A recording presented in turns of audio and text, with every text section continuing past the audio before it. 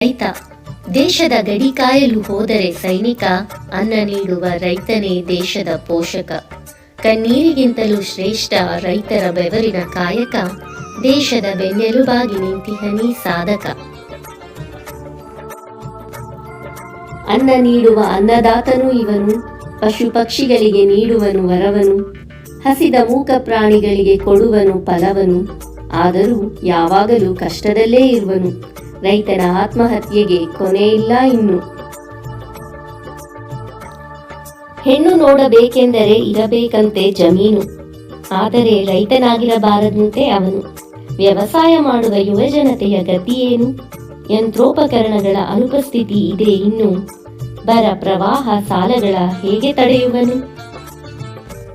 ರೈತನೆನ್ನುವುದಕ್ಕೆ ಪಡಬೇಡ ಅವಮಾನ, ವ್ಯವಸಾಯ ಮಾಡಲು ಬೇಡ ಬಿಗುಮಾನ. ಬದಲಾಯಿಸಬೇಕು ದೇಶದ